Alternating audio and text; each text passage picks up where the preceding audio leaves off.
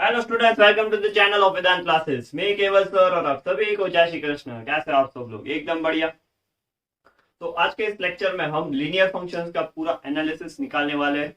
तो यस्टरडे जो लेक्चर था उसमें हमने काफी सारे फंक्शंस का फॉर्म देखा, उसके ग्राफ बनाए, ठीक है, कि उनके ग्राफ के शेप कैसे रहते हैं। तो आज हम सिर्फ एक फंक्शन को लेके चलेंगे जो है linear function. Linear function actually linear और क्वाड्रेटिक दो फंक्शन ऐसे हैं जो काफी यूज होते हैं फिजिक्स में। जब भी आप पढ़ाई करोगे तब मैथमेटिकल फॉर्म तो है ही उसका। तो आज के इस लेक्चर में मैं आपको उन दोनों के बीच में कनेक्शन बताऊंगा कि लीनियर फंक्शन जो रहते हैं वो फिजिक्स में किस तरह से यूज होते हैं, ठीक है। तो that is very important thing to learn. जो बच्चों को पता नहीं होती इसलिए उनको फिजिक्स टफ लगता है। तो आज मैं आपको एनालिसिस करके बताऊंगा कि फिजिक्स के फॉर्मूला है वो एक्चुअली मैथमेटिकल फॉर्म से ही आते हैं, ठीक है। तो लास्ट लेक्चर में जो मैंने 3 सवाल दिए थे ये कुछ उसके आंसर लिखे हैं यहाँ पे। तो देख लो आपके आंसर्स करेक्ट है या नहीं। अगर करेक्ट है तो बताओ, अगर डाउट है तो भी हमें कमेंट सेक्शन में पूछ सकते हो आप। तो इस लेक्चर के अगर आपको अपडेट्स चाहिए तो इंस्टाग्राम अकाउंट है, फॉलो करो, वहाँ पे बायो में लिंक मिल जाएगी। टेलीग्राम चैनल है, उसको ज्वाइन कर लो, रोज वहाँ पे आपको लिंक मिलती रहेगी। या तो फिर यूट्यूब चैनल तो है ही, उसको सब्सक्राइब कर दो, नोटिफिकेशन आपको मिल जाएगी, ठीक है। बेल आइकन दबाना मत भूलना। तो चलिए आज का जो टॉपिक है लीनियर फंक्शन का एनालिसिस उसको स्टार्ट करते हैं। Okay, so let's start with the topic of linear function. Okay, तो बहुत ही मजा आने वाला है आज के लेक्चर में, बहुत सारी नई चीजें जानने को मिलेगी आपको। तो linear function is actually a polynomial function with degree 1, ठीक है, जिसको आप लीनियर पॉलिनोमियल भी बोलते थे। तो ये एक्चुअली वही है, लीनियर फंक्शन कुछ नया टॉपिक नहीं है, बट इसको एनालाइज नहीं किया तब तक, इसके डिटेल्स नहीं पढ़े, ठीक है। जीरो फाइंड कैसे करते हैं वही सीखा था। इसका जो ग्राफ रहता है वो होता है स्ट्रेट लाइन ग्राफ, ठीक है। एक स्ट्रेट लाइन बनेगी। कल हमने आइडेंटिटी फंक्शन जो देखा था f of x equal to x, वो यही था एक्चुअली, इसका ही फॉर्म था लीनियर फंक्शन का। It is generally given by, तो जैसे आप p of x is equal to a x plus b लिखते थे, ठीक है, p of x is equal to a x plus b. तो यहाँ पे मैं अभी उसको फंक्शन के फॉर्म में एफ ऑफ एक्स लिख दूंगा, या तो फिर we can also write it as y is equal to a x plus b, ठीक है, जहाँ पे ए जीरो नहीं होना चाहिए और a and b both belongs to real number. तो ये इसका जनरल फॉर्म है, ठीक है। It is given like this. We will simply write this equation as, अभी देखो इसको मैथमेटिकली हम कैसे लिखते हैं, y is equal to m x plus c. y is equal to m x plus c काफी इंपॉर्टेंट चीज है ये मैथमेटिकली। देखो बात तो एक ही है, यहाँ पे यहाँ पे b, यहाँ पे m है, यहाँ पे c है, ठीक है, बात तो एक ही है। और हमने एक और चीज पढ़ी है जो यहाँ पे लिख देता हूं पहले, standard equation of linear equation in two variable. तो ये आपने क्लास 10 में पढ़ा हुआ है ये टॉपिक, ठीक है, चैप्टर नंबर 3 में। तो वो इक्वेशन था a x plus b y plus c is equal to 0, ठीक है, a x plus b y plus c equal to 0। तो ये आपने स्टैंडर्ड इक्वेशन पढ़ा हुआ है क्लास 10 में, ठीक है। यहाँ पे a not equal to 0, b not equal to 0 और a b c belongs to real number, ठीक है। सो ये इक्वेशन और ये इक्वेशन दोनों सेम ही है, ठीक है। यहाँ पे देखो ए एक्स बी वाई सी तीनों चीज अवेलेबल तो है ही। तो हमने ये फॉर्म पढ़ा है, बट अभी इसको एनालाइज करना है हमें। यहाँ पे कनेक्शंस फाइंड करने स्लोप के, इंटरसेप्ट्स के। तो यहाँ पे देखो ये जो इक्वेशन है where m is equal to slope, यहाँ पे m क्या है, that is slope. c is equal to, it is called as intercept. c को क्या बोलते हैं, इंटरसेप्ट। x को क्या बोलेंगे, इट इज इंडिपेंडेंट वेरिएबल। अगर x के वैल्यूज रखोगे तो y मिल जाएगा, इसलिए x जो है वो इंडिपेंडेंट वेरिएबल, y क्या है, y इज डिपेंडेंट वेरिएबल। ठीक है, तो इस इक्वेशन में ये सारी टर्म्स है। अगर स्लोप, अगर आपने पहला लेक्चर नहीं देखा तो स्लोप आपको कुछ पल्ले ही नहीं पड़ेगा। ठीक है, इसलिए कंटिन्यूटी मेंटेन करना जरूरी है सीरीज की, कि 1 बाय 1 लेक्चर्स देखोगे तब जाके आगे के टॉपिक्स है वो आपको क्लियर अच्छे से होंगे। ठीक है, अच्छे से होंगे। तो अभी देखो यहाँ पे जो स्लोप है वो एक्चुअली क्या था, slope that is delta y by delta x, change in y upon change in x. Slope को हम ऐसे भी बोल सकते हैं, it is actually rise by run. ठीक है, slope actually rise by run, rise यानी वर्टिकली, रन यानी हॉरिजॉन्टली। ठीक है, कितना चेंज होता है, ये ऊपर जाता है, राइज बाय रन। ठीक है, तो ये स्लोप है एक्चुअली। तो अगर स्लोप में भी हमने तीन चीजें पढ़ रखी है कि अगर स्लोप 0 आए तो लाइन हॉरिजॉन्टल होगी। ठीक है, फिर अगर स्लोप, ऐसे लिख देते हैं, अगर स्लोप पॉजिटिव रहा तो लाइन ऐसे रहेगी, अगर स्लोप नेगेटिव रहा तो लाइन ऐसे लेफ्ट टू राइट डिक्रीमेंट होगी। तो ये सारी चीजें हमने पढ़ रखी है अभी तक, क्लियर है? इतना बेस स्लोप पे पढ़ाया था ये प्रॉपर्टीज में। तो ये लीनियर फंक्शंस की कुछ डिटेल्स है। अभी इस इक्वेशंस को हम यूज कैसे करेंगे, इसका ग्राफ कैसे होता है पहले तो वो सिखाऊंगा, फिर आगे सवाल सॉल्व करेंगे। जल्दी से इसका स्क्रीनशॉट ले लो, कॉपी में लिख लो, फिर आगे देखते हैं।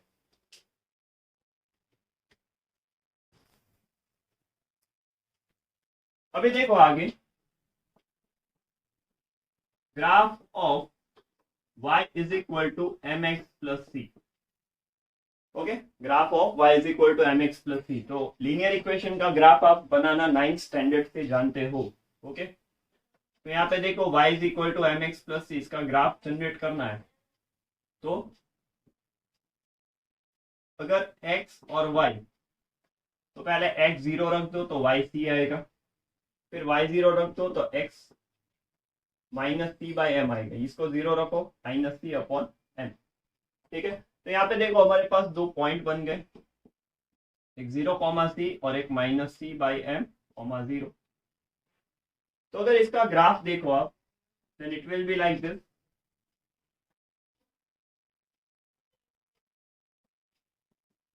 ये x एक्सिस है, ये y एक्सिस है। तो इसका जो ग्राफ है वो कुछ इस तरह से पास होता है। ओके, ये y एक्सिस है, y डैश x डैश, ये जो लाइन है वो है एम एक्स प्लस सी।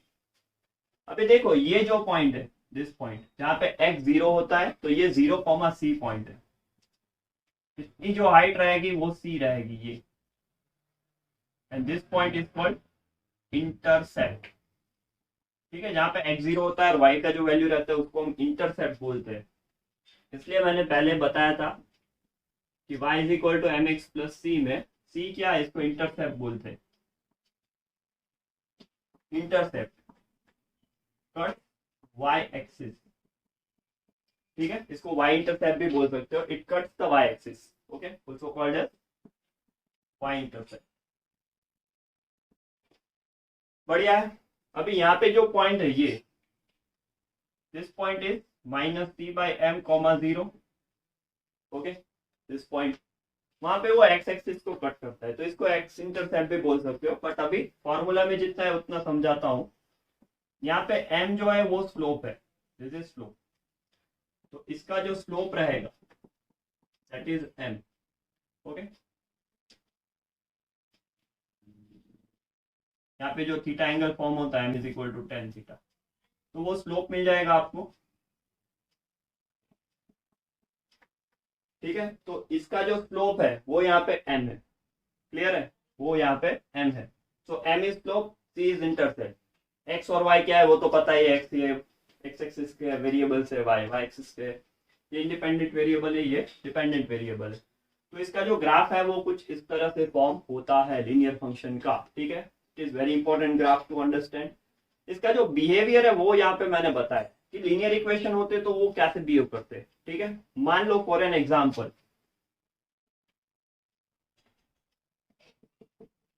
मैं यहाँ पे एक इक्वेशन ले रहा हूँ y is equal to 2x plus 3।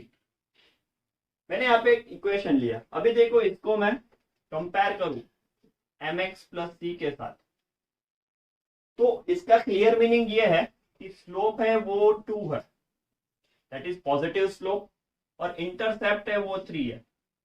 तो इसका जो ग्राफ बनेगा वो कुछ इस तरह से आएगा। यहाँ पे जो पॉइंट रहेगा वो रहेगा 0,3 डायरेक्टली यू कैन से, और इसका जो स्लोप रहेगा वो रहेगा 2। क्योंकि हमें देखो स्लोप फाइंड करना है तो दो पॉइंट्स चाहिए, y2 माइनस y1 और x2 माइनस x1। तो without this points we can get the slope.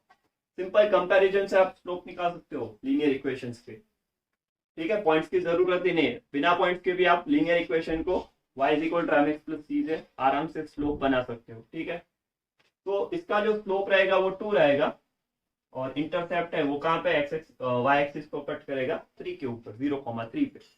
So this is a basic example that you can understand. Okay, लिखना है तो लिख लो कॉपी में।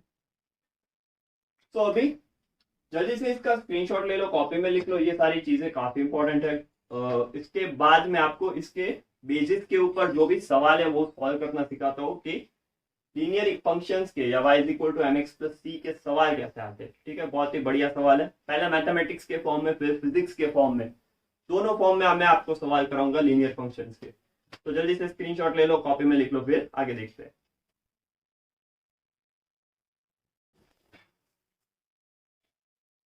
चलिए, तो अभी यहाँ पे एक सवाल लगाया मैंने, find the equation of linear function given by f of 2 is equal to 5 and f of 6 equal to 3। तो इसका मतलब क्या है पहले वो जान लेते हैं। अभी देखो f of x equal to 3x plus 2 लिख दो। ठीक है, f of 1 is equal to कितना आएगा 3 इंटू 1 प्लस 2 इक्वल टू 5।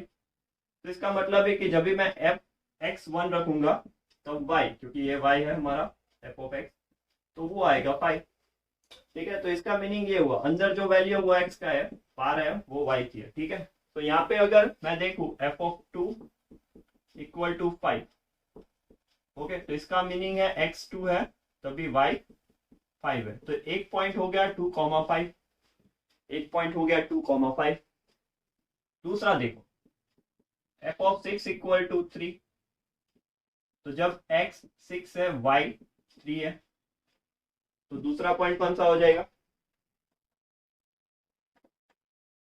6,3।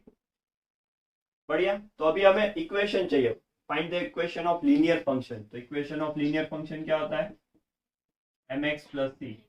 तो ये दोनों तो वेरिएबल्स है, तो बेसिकली हमें स्लोप और इंटरसेप्ट निकालना है, स्लोप और इंटरसेप्ट। तो यहाँ पे देखो x1 y1 x2 y2, तो स्लोप का फॉर्मूला क्या होता है m is equal to y2 minus y1 upon x2 minus x। ये स्लोप का फॉर्मूला है, पहले लेक्चर में बताया था। तो 3 माइनस 5 x2 क्या है 6 माइनस 2, तो ये होगा 3 माइनस 5 माइनस 2, 6 माइनस 2 4, तो इसका आंसर आएगा -1/2। तो देखो स्लोप मिल गया, देखो स्लोप मिल गया, ध्यान से समझना। Okay, let's see the next. तो पहला स्लोप निकाल लिया हमने पॉइंट से, अभी हमें सी चाहिए। तो सी कैसे निकालेंगे, equation of line that is y is equal to mx plus c। तो y is equal to m कितना है -1/2, भैया रख दो यहाँ पे -1/2 x प्लस c। अभी देखो ये दोनों पॉइंट है, ये इस लाइन को सेटिस्फाई तो कर ही रहे हैं, ये दोनों पॉइंट इसी लाइन के हैं। ठीक है, तो लेट्स से फॉर 2,5 यानी x2 है y5 है, इसको इसमें रिप्लेस कर दो। सो y क्या हो जाएगा 5 -1/2, x क्या होगा 2 प्लस c। तो अभी देखो अगर इन दोनों में से कोई भी पॉइंट आप वहां पे रख सकते हो, then you will get the c। 2 cancel कर दो, तो 5 is equal to -1 plus c। तो c कितना आएगा 6। अगर आपने 6,3 भी रखा रहता तो आंसर c का वैल्यू 6 ही आता। तो equation of line y is equal to m x plus c, तो y is equal to -1/2 into x plus 6। तो ये हमारा फाइनल इक्वेशन हो गया इस फॉर्म में, ठीक है। अगर आपको दूसरा फॉर्म चाहिए, कौन सा दूसरा, a x plus b y plus c equal to 0, तो आप इसको सॉल्व कर लो। तो इसको देखो एलसीएम निकालो, 2y is equal to -x plus 12 होगा, तो 2y plus x minus 12 equal to 0। तो c one and the same thing है ये वाला इक्वेशन और ये वाला इक्वेशन, सिर्फ डिफरेंट फॉर्म में हम उसको रिप्रेजेंट करते हैं और कुछ नहीं है, ठीक है। ये दोनों इक्वेशन एक ही है। तो अभी यहाँ पे ऑल्सो ड्रॉ द ग्राफ, मैंने ग्राफ का क्वेश्चन इसलिए रखा है ताकि आपको क्लियर आइडिया आए कि एक्चुअली हो क्या रहा है आप, ठीक है। ग्राफ से एक्चुअली मैथमेटिक्स का मजा है। अभी देखो यहाँ पे 2 पॉइंट है 2,5, तो अब जब x 2 है y 5 है तो ऊपर होगा कुछ, ये 2 और ये 5। जब x 6 है तब y 3 है, ठीक है। सो x 6 तो y 3 यानी कुछ बिलो। तो लाइन ऐसे पास हो रही है और इस लाइन का इक्वेशन क्या है, 2y प्लस एक्स माइनस 12, या फिर ये लिख दो जो लिखना है। तो it is 2y plus x minus 12 equal to 0। ये इक्वेशन ऑफ लाइन है, ठीक है। जब भी ग्राफ ड्रॉ करेंगे तब उसके पास में उसका इक्वेशन लिखते हैं। अभी यहाँ पे देखो ये डिक्रीजिंग स्लोप है, इसका स्लोप नेगेटिव होना चाहिए अकॉर्डिंग टू द नेचर। तो यहाँ पे देखो नेगेटिव नेचर है, तो इसका जो स्लोप है वो कितना है, -1,2, सॉरी -1/2। अभी देखो इसको एक्सटेंड कर दो, इस ग्राफ को देखो एक्सटेंड करो, इमेजिन करना है। तो ये यहाँ से कुछ कट करके जाएगी, तो ये पॉइंट है वो 5 से ज्यादा होना चाहिए, 5 से। तो देखो इंटरसेप्ट कितना है, 6। तो इट मीन्स कि ये जो पॉइंट है वो 0,6 है, इस पॉइंट। तो ये इंटरसेप्ट मिल गया, सी का वैल्यू। तो हमने जो पढ़ाई की थी वो सही हो रही है यहाँ, ठीक है। तो इस तरह से आप ग्राफिकली समझो तो ज्यादा बेहतर रहेगा कि ये सारी चीजें आ क्या रही है। क्लियर है, बढ़िया है। तो इस सवाल से आपके सारे कंसेप्ट सॉल्व हो जाएंगे। जल्दी से इसका स्क्रीनशॉट ले लो, कॉपी में लिख लो, फिर बहुत सारे सवाल आगे सॉल्व करेंगे।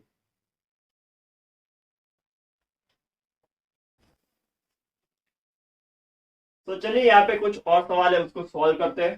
तो यहाँ पे देखो find the equation of line with slope and y intercept. तो स्लोप यहाँ पे दिया है -π/8 और c यहाँ पे दिया है 1, क्योंकि y इंटरसेप्ट है तो 0,1 यानी ये c का वैल्यू है। इक्वेशन में रख दो y is equal to m x plus c,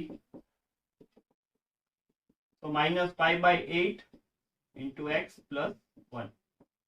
तो ये इक्वेशन हो गया। इसको आप सिंप्लीफाई करके भी लिख सकते हो जैसे मैंने बताया था। तो सिंप्लीफाई करके अगर लिखो आप तो आंसर आएगा आपका 5x plus 8y minus 8 equal to 0, ठीक है। तो सिंप्लीफाई करके जो आंसर बनेगा वो ये ऐसा आएगा, ठीक। चलिए अभी यहाँ पे क्वेश्चन 3 देखते हैं। Find equation of line from the graph.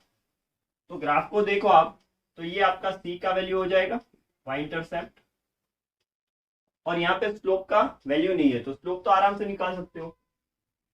Slope कैसे निकालोगे, y2 minus y1 x2 minus x1, तो 2 माइनस 4 और 4 माइनस 0, ठीक है। तो -2/4 -1/2, और c का वैल्यू क्या है यहाँ पे 4, that you can get from here.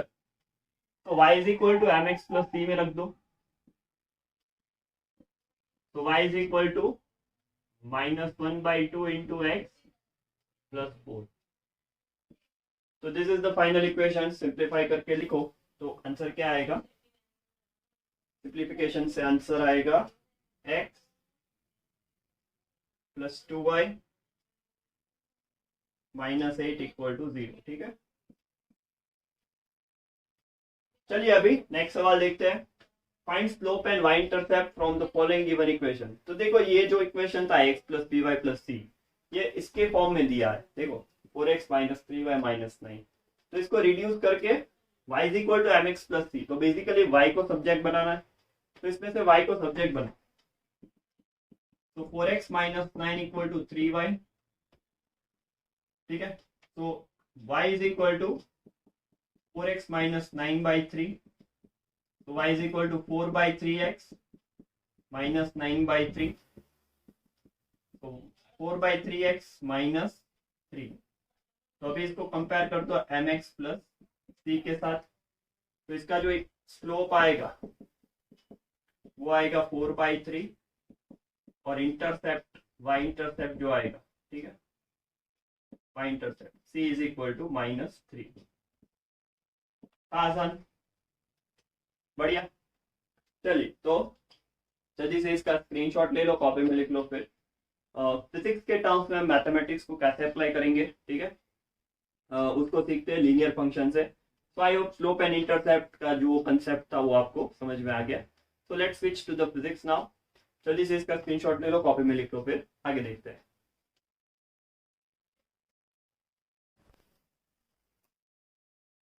चलिए, तो आगे अभी देखते हैं application of linear function that is y is equal to mx plus c in physics। Math से ज्यादा फिजिक्स थोड़ा हार्ड क्यों बन जाता है, इसका रीजन ये है कि unfortunately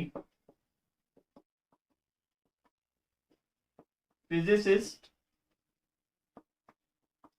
do not use same variables as mathematician। ठीक है, फिजिक्स में वेरिएबल्स चेंज होते रहते हैं according to the formula. Mathematics में अभी हमने कैसे 4 सवाल सॉल्व किए, तो सभी जगह y और x ही रखा था, ठीक है। बट फिजिक्स में ऐसा नहीं होता, हर जगह स्लोप हमने m लिया था, हर जगह इंटरसेप्ट c लिया था। बट फिजिक्स में वो चीज चेंज हो जाती है अकॉर्डिंग टू द फॉर्मूले। तो यहाँ पे देखो, मैं आपको थोड़े बहुत फॉर्मूलेस को एनालिसिस करना सिखाता हूँ यहाँ पे अभी। Let's say case 1, there is one equation in kinematic, distance का इक्वेशन है s is equal to half at square. ठीक है, एक्चुअली इक्वेशन कुछ ऐसा है ut plus half at square. But अभी ये टर्म निग्लेक्ट करते हैं क्योंकि initial velocity u is initial velocity. Class 9 में आपने ये इक्वेशन पढ़ा रखा है, ठीक है, या आप पढ़ चुके हो। तो इनिशियल वेलोसिटी 0 ले रहा, इसलिए s is equal to half at square. ठीक है, तो अभी देखो हमने ये जो इक्वेशन लिया ये फिजिक्स का है। अभी मान लो let y is equal to s and x is equal to t। ठीक है, y is equal to s, x is equal to t। तो ये इक्वेशन कुछ ऐसा दिखेगा, हाफ a और यहाँ पे x स्क्वायर। बढ़िया, तो दो वेरिएबल आ गए इस इक्वेशन में। अभी फिलहाल एक्सेलरेशन कांस्टेंट कर देते हैं। ठीक है, टर्मिनोलॉजी बता दूं पहले। s क्या है यहाँ पे डिस्टेंस, a क्या है यहाँ पे एक्सेलरेशन, और t क्या है यहाँ पे टाइम। बढ़िया, डिस्टेंस, एक्सेलरेशन, टाइम। तो एक्सेलरेशन को कांस्टेंट मान लिया यहाँ पे। तो अगर इसका ग्राफ आप प्लॉट करोगे, किसका, s वर्सेस t का, ठीक है, तो यहाँ पे देखो अगर a कांस्टेंट है then it will give y is proportional to x square. तो सीधा मीनिंग क्या निकल रहा है कि s is proportional to t square. अगर यहाँ पे t रख दोगे आप तो ग्राफ विल बी पैराबोल। कल हमने पढ़ा था, ठीक है, प्रीवियस लेक्चर में टाइप्स ऑफ फंक्शन में हमने पढ़ा था कि y is equal to x square का ग्राफ कैसे आता है, पैराबोल। तो देखो वही चीज यहाँ पे हो रही है। उस तरफ हम इसलिए नहीं जा रहे क्योंकि टाइम नेगेटिव नहीं होता, इसलिए उस तरफ नहीं जा रहे, ठीक है। But it is like this, parabola ही बन रहा है ना, ठीक है, टाइम नेगेटिव नहीं होता इसलिए ये पार्ट नहीं लिया।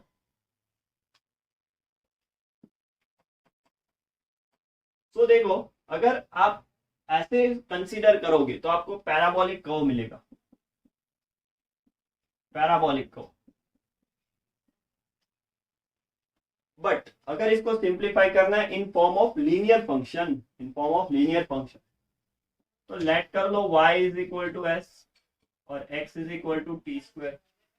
टी स्क्वायर को पूरा ही लेट कर लो, तो y इज इक्वल टू क्या आएगा, हाफ, और यहाँ पे टी स्क्वायर के बदले x आ जाएगा। तो इसमें y is proportional to x हो रहा है, y is proportional to x, ठीक है। सो अभी इसका जो ग्राफ बनेगा वो s वर्सेस टी स्क्वायर का बनेगा। तो अगर टी स्क्वायर का graph with respect to x s बनाओगे तो आपको एक लीनियर ग्राफ मिल जाएगा, क्योंकि यहाँ पे डायरेक्टली प्रोपोर्शनल हो रही है ये रिलेशनशिप, ठीक है। तो यहाँ पे टी स्क्वायर वर्सेस एस में आपको लीनियर फंक्शन मिलेगा, एस वर्सेस टी में आपको पैराबोलिक मिलेगा, क्योंकि ऐसा हो रहा था यहाँ पे डायरेक्टली प्रोपोर्शनल हो रहा है। ओके, तो this is how you can apply maths in physics. अगर ये सारी चीजें नहीं आएगी तो फिजिक्स पढ़ने में मजा कैसा आएगा। तो अभी देखो ये जो इक्वेशन है s is equal to half a t square, तो इसको y is equal to m x plus c के साथ कंपेयर कर दो, तो यहाँ पे जीरो लगा देता हूं क्योंकि इंटरसेप्ट जीरो है, ये m हो गया।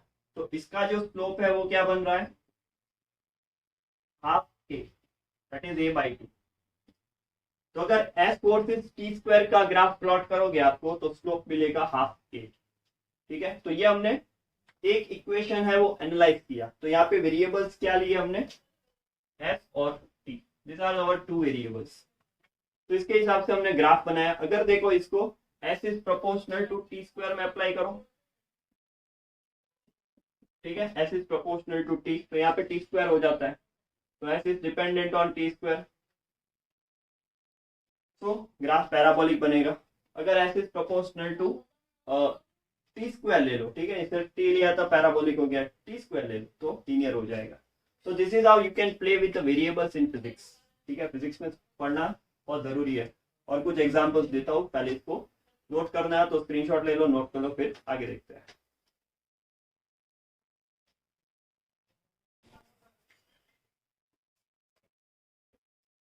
चलिए दूसरा केस एक दिखाता हूं, दैट इज ओम्स लॉ, जो क्लास 10 में पढ़ा रहता है, ओम्स लॉ। तो इसका इक्वेशन क्या है,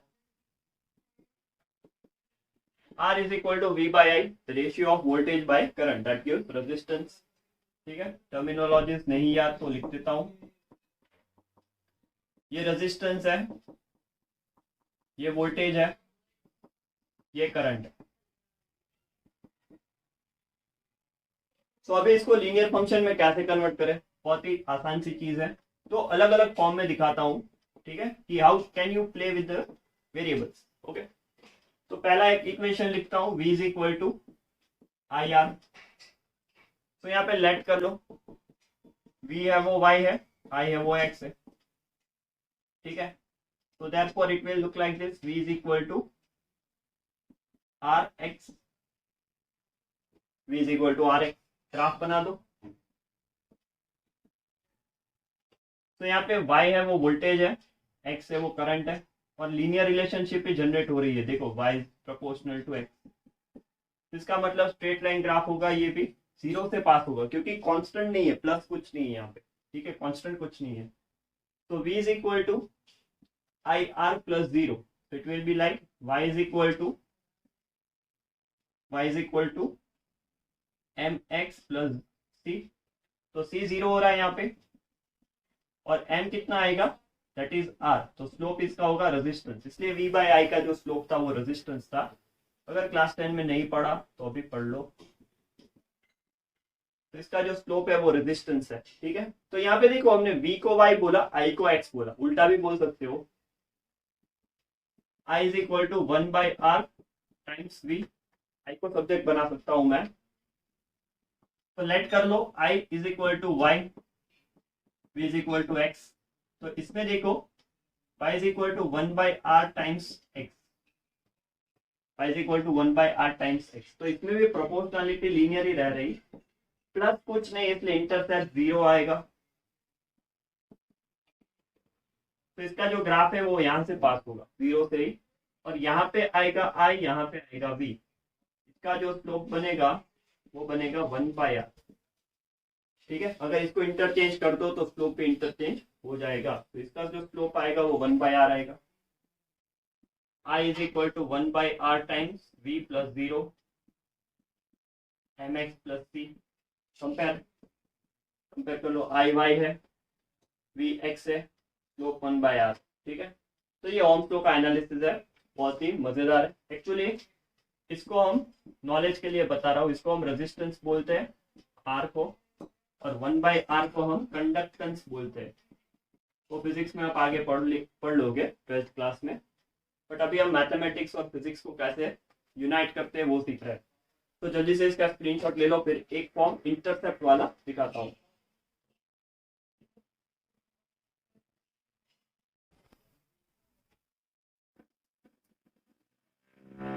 चलिए केस नंबर 3। अभी देखो क्लास 9 में हमने इक्वेशन ऑफ मोशन में एक इक्वेशन, पहला इक्वेशन पढ़ा था, equation of uniformly accelerated motion. तो एक इक्वेशन कुछ यूं था, v is equal to u plus a t. ठीक है, इसमें जो सारी टर्म्स है वो बता देता हूँ। v है वो फाइनल वेलोसिटी है, u है वो इनिशियल वेलोसिटी है। तो इनिशियल वेलोसिटी है वो कांस्टेंट रहती, ठीक है, क्योंकि वो एक पॉइंट के ऊपर ही होती है, इनिशियली कितनी थी वो, तो that is constant value. a is acceleration and t is time। तो यहाँ पे देखो हम इसका ग्राफ कैसे बना सकते हैं, v is equal to u plus a t का ग्राफ कैसे बना सकते हैं। देखो लेट कर लो यहाँ पे जो फाइनल वेलोसिटी है v that is equal to y, यहाँ पे टाइम जो है time that is equal to x। तो इसका मतलब ये हो गया कि हम y एक्सिस के ऊपर वेलोसिटी फाइनल वेलोसिटी लिख रहे हैं v, और यहाँ पे टाइम t। ठीक है, तो ये वेलोसिटी वर्सेस टाइम का ग्राफ बना रहे हैं यहाँ पे हम। अभी देखो यहाँ पे जो वेरिएबल्स है उसको सब्स्टिट्यूट कर दो या फिर कंपेयर कर लो। तो y is equal to m x plus c, v is equal to a t plus u, ऐसे लिख दिया। v यानी y, t यानी x। तो स्लोप कितना है, स्लोप कितना आएगा, दैट इज m। ठीक है, करेक्ट उल्टा लिख दिया। तो m is equal to a that is acceleration. तो और इंटरसेप्ट यहाँ पे देखो मिल रहा है दैट इज u, इंटरसेप्ट यहाँ पे मिल रहा है c that is u, initial velocity है। तो इसका जो ग्राफ है वो कुछ इस तरह से होगा। यहाँ पे आपको u का एक इंटरसेप्ट मिलेगा, इनिशियल वेलोसिटी मिलेगी, और ये जो है इसका graph slope m is equal to a that is acceleration. इसलिए अगर आपने कहीं पढ़ा हो 9th क्लास में, किसी ने बताया आपको टीचर ने कि वेलोसिटी टाइम ग्राफ का स्लोप हमेशा एक्सेलरेशन होता है, तो देखो ये इसका मैथमेटिकल प्रूफ मिल गया हमें कि क्यों हमें वेलोसिटी टाइम ग्राफ में जो स्लोप मिलता है वो एक्सेलरेशन होता है। ठीक है, तो ये एक इंटरसेप्ट वाले इक्वेशन मैंने फिजिक्स के फॉर्मूला में आपको बना के दिखाया, तो स्क्रीनशॉट ले लो, ले लिया।